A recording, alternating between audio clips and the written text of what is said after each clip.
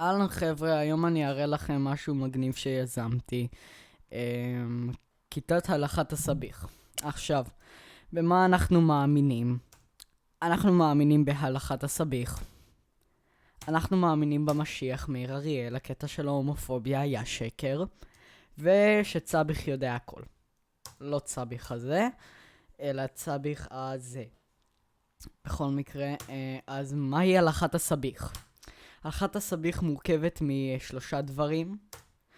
חרחכם, אני אסביר מה זה עוד מעט, חברותה ושטיצלים. מה זה חרחכם? חרחכם זה טקסט שמתחיל בפרולוג שמאיר אריאל אמר שהוא המשיח לפני שהוא מת באיכילוב.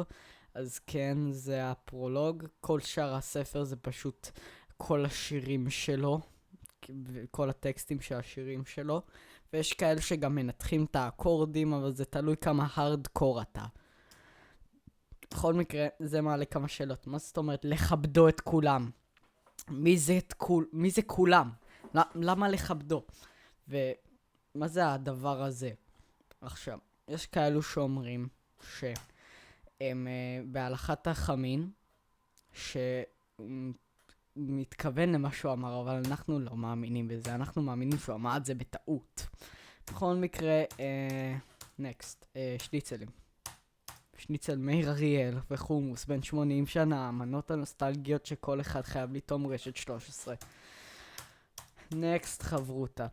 עכשיו, החברותה זה לנתח ממש את הטקסט שמאיר אריאל אמר לפני שהוא מת, וגם את כל השירים שלו, כדי להרכיב הלכה מסודרת שנוכל לחיות את החיים בדרך הכי אופטימלית.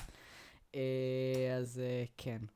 אז גם זה לנתח את הטקסט כגון מה זה לכבדו את כולם? האם כולם זה בחור או בחורה, או שזה סתם לכבד את כולם עם שגיאות כתיב?